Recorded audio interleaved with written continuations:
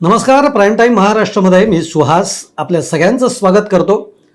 Jantar मंतरवर cockroach जनता पार्टीचे जे आंदोलक आहेत त्यांचं यश आपण सगळ्यांनी बघितलं. ज्या मुद्द्यावरनं गेले 26-27 दिवस त्यांनी आंदोलन केलं, शेवटी सरकारला झुकावं लागलं. धर्मेंद्र प्रधानांचा राजीनामा दिला, त्यांचा घ्यावा लागला आणि पंतप्रधानांनी सुद्धा मग नीट पेपर फुटी प्रकरणामध्ये जे काही सगळ्या त्रुटी आहेत, जे काही घोटाळे झालेत, त्याच्यामध्ये जे दोषी आहेत त्या सगळ्यांवर आम्ही कारवाई करू आणि कडक शिक्षा त्यांना करू, ते सुद्धा फास्ट ट्रॅकवर करू, हे सगळं पंतप्रधानांना बोलावं लागलंय. थोडक्यात सरकार झुकलं.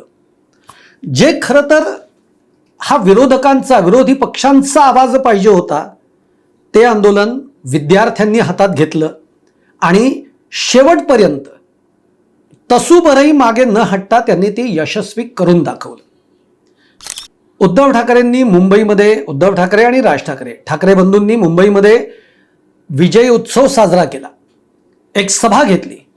त्याला सुद्धा रविवारी प्रचंड गर्दी होती. म्हणजे आम्ही त्या सभेमध्ये गेलो होतो. त्या सभेतले अनेक गोष्टी आम्ही टिपल्या आहेत, ज्या की तुम्ही बघितल्या असतील. त्याला तुमचा चांगला प्रतिसाद सुद्धा मिळालेला आहे. पण न भूतो न भविष्यती असा प्रतिसाद त्या विजयोत्सव सभेला मिळाला. हा मिळण्यामागचं कारण काय आहे? तर सिंपल लॉजिक आहे. सरकारवरचा जो राग आहे, सरकारने आतापर्यंत केलं नाही आणि म्हणून विद्यार्थ्यांनी ते आंदोलन नेटाने केलं. बरं, प्रत्येक विरोधी पक्षाने त्या आंदोलनाला पाठिंबा दिला आणि म्हणूनच कुठेही आपल्याला क्रेडिट घ्यायचं नाही आहे हे सांगतच ठाकरे बंधूंनी हा विजयोत्सव केला. या विजयोत्सवावर देवेंद्र फडणवीसांनी सुद्धा प्रतिक्रिया दिली. अर्थात जी अपेक्षित आहे तशीच त्यांनी दिली. पण एकनाथ शिंदेंची प्रतिक्रिया ही त्यावर आली आणि एकनाथ शिंदेंनी अत्यंत तिखट प्रतिक्रिया दिली. म्हणजे त्याच्यातनं ज्याला आपण म्हणतो ना की ठाकरे बंधूंची त्यांनी एक प्रकारे खिल्ली उडवली, तशी प्रतिक्रिया त्यांनी दिली. पण मग त्याला उत्तर जे आहे किंवा त्याला पलटवार जो आहे तो संजय राऊतांनी केला. संजय राऊतांनी सुद्धा एकनाथ शिंदेंना थेट इशारा दिलाय की पुढचं टार्गेट तुम्ही आहात. नेमकं काय सगळं आहे हे आपण बघणार आहोत या व्हिडिओमधनं. व्हिडिओ आवडला तर लाईक करा, शेअर करा, चॅनल सबस्क्राईब करायला विसरू नका.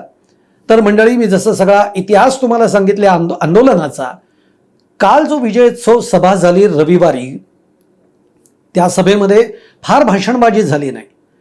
उद्धव ठाकरेंनी सरकारवर टीका केली, सरकारवर सडेतोड त्यांनी आपली भूमिका मांडली आणि राज ठाकरेंनी सुद्धा सरकारच्या काय चुका आहेत आणि काय व्हायला पाहिजे, आणि ते म्हणले की यापूर्वी मी या सगळ्याचा इशारा दिलेला होता, तेच आज घडत आहे. त्यांनी मागच्या एका त्यांच्या बोलण्यामध्ये त्यांनी एक उदाहरण दिलं होतं की हे सरकार जे आहे तो पत्त्याचा बंगला जसा असतो की वरती तो एक पत्ता राहतो, पण या सरकारचा हा जो पत्त्याचा बंगला आहे हा उलटा आहे. एकच खाली पत्ता आहे, तो म्हणजे मोदींचा. ज्या दिवशी तो हटेल ना, त्या दिवशी हे सगळे लोक गडगडून पडतील.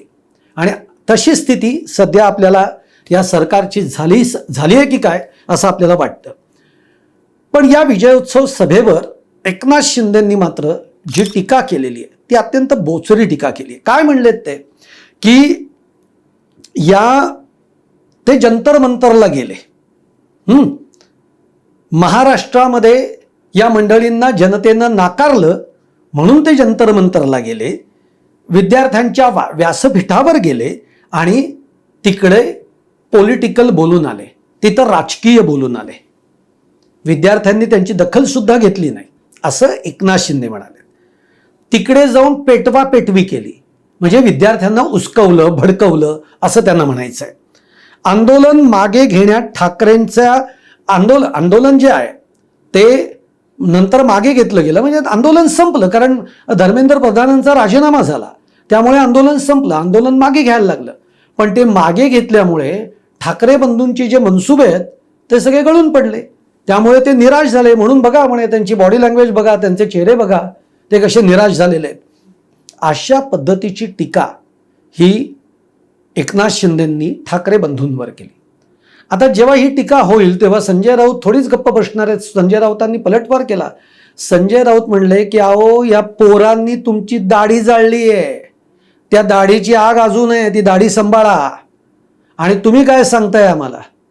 आम्ही गेलो तरी होतो तिथे, आम्ही जाऊन आलो, उद्धव ठाकरे स्वतः जाऊन आले, अनेक विरोधी पक्षाचे नेते मंडळी जाऊन आली आहेत, तुम्ही कुठे होतात?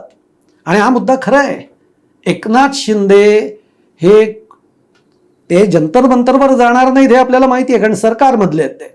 पण एकनाथ शिंदे आणि एकनाथ शिंदेमधल्या पक्षाच्या नेत्यांनी एक साधं वाक्य सुद्धा या आंदोलनावर काढलं नाही. एकनाथ शिंदे तर माध्यमांच्या समोर आलेच नाहीत शेवटचे 4-5 दिवस. शेवटी मी तो व्हिडिओ केला की एकनाथ शिंदे आहेत कुठे, एवढा देश पेटलाय. आणि आता एकनाथ शिंदे समोर आलेले. एकनाथ शिंदे दिल्लीला जाऊन आले. दिल्लीला जाताना ते खूप खुशीत होते. का खुशीत? कारण देवेंद्र फडणवीस आणि एकनाथ शिंदेंना अमित शहानी तातडीनं बोलून घेतलं. हे यांचा धर्मेंद्र प्रधानांचा राजीनामा झाल्यानंतर त्यावेळेला जाताना एकनाथ शिंदेंच्या चेहऱ्यावरची बॉडी लँग्वेज बघा, त्यांचा चेहरा बघा, एकदम हसरा होता. कारण त्यांना वाटलं की आता काही राजकीय घडामोडी घडणार आहेत. त्याच्यावर मी व्हिडिओ करतोय, तोही तुम्ही नक्की बघा की एकनाथ शिंदेंना अमित शहांनी कशा पद्धतीने काय नाराज करून पाठवलेला आहे, याच्यावरचा व्हिडिओ आहे आपला, तो बघा नक्की. पण या विजयोत्सवावर एकनाथ शिंदे बोलले. मग संजय राऊत म्हणाले की अरे तुमची दाढी जाळली या मुलांनी, आता ती दाढी जळतीये, पण आता पुढचं जे काही आंदोलन असेल, पुढचा जो काही आमचा मेळावा असेल, तो आता इकडे तिकडे आम्ही कुठेही घेणार नाही, तर लुईस नगरमध्ये, ठाण्यामध्ये येऊन घेणार आहोत. हा इशारा संजय राऊत यांनी दिलेला आहे. याचा अर्थ एकच आहे की आता तुम्ही आम्हाला कोणत्याही गोष्टी शिकवू नका. जरी या आंदोलनाचं यश हे कोणाचं आहे हे आम्हाला माहिती आहे, हे या विद्यार्थ्यांचं यश आहे, हे कॉकरोच जनता पार्टीच्या आंदोलकांचं यश आहे. आम्ही त्याचं श्रेय घ्यायला नाही चाललेलो, पण आमचा पाठिंबा आहे. आणि पाठिंबा काय? तर एक सरकार म्हणून जो उन्माद तुमच्यामध्ये भरलेला आहे, त्यामुळे आमचा पाठिंबा आहे. हेच तर सगळे विरोधी पक्ष सांगण्याचा प्रयत्न करतायत.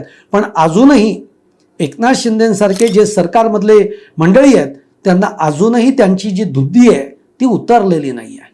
त्यांना वाटतंय की आपण अजूनही पहिल्यासारखं काही गोष्टी बोललो तर या सगळ्यावर आपला एक हे राहील, पण तसं आता परिस्थिती राहिलेली नाही. आणि म्हणून संजय राऊत म्हणालेत की ह्याच्या पुढचं जे काही आमचं विजय उत्सव असेल तर तो आम्ही थेट ठाण्यामध्ये येऊन घेऊ.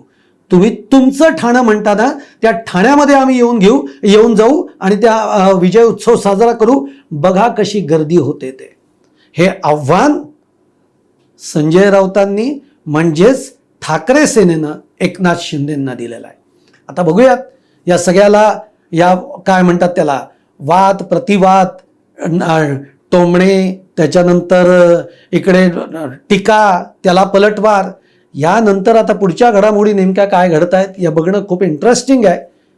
बघत राहू आपण आणि यातले अपडेट्सही तुमच्यापर्यंत पोहोचवत राहू. पण तुम्हाला हा व्हिडिओ आवडला असेल तर नक्की लाईक करा, शेअर करा आणि चॅनल सबस्क्राईब करायला विसरू नका. तुमच्या कमेंट देखील कमेंट बॉक्समध्ये जरूर टाका.